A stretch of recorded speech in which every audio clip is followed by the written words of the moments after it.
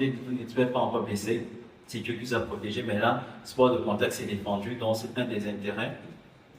Et ça, c'est les principales indications de la réadaptation. Et en rouge, c'est ce qu'on fait déjà au Cameroun.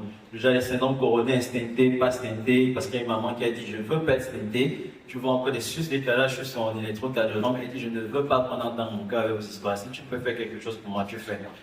On s'est lancé, stop, on l'a stoppé et on a pu la réadapter. Elle fait ses 20-30 minutes tous les jours et ça va lui développer un réseau coronaire collatéral en panier. On a un facteur qui, lui, pour son métier, distribuait des lettres et quand elle a fait sa crise cardiaque en Europe, la Coro montrait un bon réseau coronaire collatéral. C'est un tronc commun, mais il a survécu grâce au collatéral. Donc, même les patients qui peuvent pas STMT, en tout cas, on réadapte les suites de chirurgie cardiaque. On a un tiers de nos patients ont une trentaine de malades adapté depuis 2024. Et ceux qui ont été opérés dans le passé, on voyait leur capacité actuelle à l'effort. Est-ce qu'il faut réintroduire un anti-arythmique quand ils font du sport ou pas? C'est grâce à la réadaptation. Les insuffisances chroniques stables, les AOAMI, on en a une vingtaine, 15 en l'état général, 5 au moins dans l'autre site qu'on va découvrir. Et les dispositifs, on a 2 malades avec des défibrillateurs automatiques implantables en cours de réadaptation. C'est très difficile parce qu'il faut un coup, la dépression est là parce que c'est des malades très délicats, très essoufflés. On intensifie plus le renforcement musculaire. Quand ils sont prêts, on les met sur le vélo. Après, ils décompensent parce que pour mettre un DAI sur un patient, c'est parce que vraiment le BG est énorme. C'est une histoire. Bref, c'est des cas très délicats. On a un TAVI qui a été réadapté, qui est magnifique actuellement. Et des patients au risque cardiovasculaire, n'ont pas encore eu un événement, acheté à diabète, obésité, essoufflé au moins d'efforts, on les réadapte. Et un patient à l'embolie pulmonaire, c'est un patient qu'on a réadapté. Et aujourd'hui, il me fait 200 watts. Il a 66 ans. C'est le seul qui arrive à faire 200 watts. Et quand j'ai des jeunes de 40 ans qui s'arrêtent à 100 watts, je leur dis, j'ai un papa qui m'a fait 200 watts un an après son embolie pulmonaire. Donc, quel est le bilan scientifique? Nous avons 2 mémoires qui ont été faits, 4 thèses et plusieurs articles. Bon, là, j'ai juste sélectionné 5 principaux articles. Vous avez dit, je ne vais pas refaire l'économie, sinon ça serait diluer le travail. L'avantage, il est dit, ça vous permet de voir la méthodologie pour qu'on ait les mêmes protocoles, la même base théorique. Et maintenant, on peut s'inspirer de ça pour faire nos recours de façon pratique. Donc, depuis 2024, les plus récents jusqu'en 2026. L'expérience des 3 centres que nous avons sélectionnés. Donc, au Cameroun, dans le dernier recensement, 117 cardiologues, encore qu'il y a ceux qu'on n'a pas pu recenser, 10 régions et 18 villes. Donc, nous avons un rêve, comme m'a dit Martin Grave Dream, et Yes We Can, que d'ici 2 ans, dans les 10 régions du Cameroun, nous puissions avoir des unités de réadaptation cardiovasculaire, 3 mètres, 25 mètres de profil plus qu'on puisse commencer et pérenniser l'activité. Et pour ça, il faut commencer par, donc, les 300 unités de réadaptation du Saint-Chabel à Yaoundé 3 est en 2023 pour ne pas mettre 2-3 unités dans la même commune, sinon un patient va quitter Mimboman. Toujours pour une autre commune qui est à côté, donc là on a mis une à Yaoundé 3, une autre à Yaoundé 5. Et là, si je ne me trompe pas, j'espère que la quintinienne doit la première. J'espère ne pas me tromper. Voilà.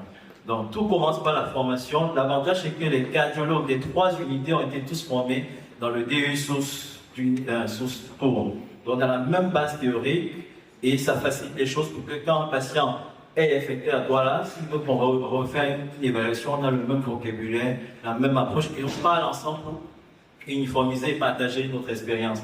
Et la formation continue, il y a ce livre, la dernière version qui est disponible au Cameroun. Et notre président du groupe africain, dont nos données sont comparées également à la sous-région, le Dr Lyon du Sénégal. Pour la formation continue. Donc, nous tous nous faisons l'éducation thérapeutique, l'évaluation initiale pour envoyer un patient, je le réévalue. Et l'épreuve d'effort obligatoire, même si on peut mettre la télé-réadaptation, il quitte, je ne sais pas, de chambre, il vient, il fait son épreuve d'effort, on détermine son risque rythmique, il repart, fait sa télé-réadaptation, il y a des villes entre Tchang et Yaoundé. Donc, on peut mettre en place la télé-réadaptation, mais il faut respecter les standards, évaluation initiale, évaluation du risque, et stabiliser avant de se lancer. Donc, même s'il a fait son ECG il y a 2 semaines, quand il revient, on refait un ECG parce qu'entre-temps, il peut passer en BAB et on va différer. Je me rappelle, nous avons un patient pour une réadaptation, un patient opéré du cœur. 1 mois après sa réadaptation, il vient, je veux faire l'écho. Il dit non, on va faire ça déjà il y a 1 mois. Il dit je fais l'écho, il avait thrombosé sa prothèse mitrale. Donc, si je l'avais mis directement sur le vélo sans passer par là, ça aurait été dangereux. On l'a anticoagulé, on a rechangé sa prothèse mitrale qui était thrombosée 1 mois juste après cette chirurgie. Donc, réévaluer bien les patients. On fait toujours l'épreuve d'effort, ça c'est le test général sur le protocole de Bruce modifié, pareil pour la Quintini. Et le Saint-Chabel a opté pour un vélo, ça occupe moins d'espace, avec la particularité que il y a la pression artérielle se prend automatiquement. Donc, quand vous allez commander votre appareil d'épreuve d'effort, insistez parce que la technologie a avancé. J'ai découvert quand j'étais en stage en France que les vélos peuvent maintenant, avec ce principe, prendre automatiquement. Ça supprime l'aide qui doit prendre l'attention. La personne, ici, la personne fait le calcul, l'autre ingénieur est tentant 200, pourtant ça en passe 150. Bref, la technologie a vraiment avancé et on y va y en venir.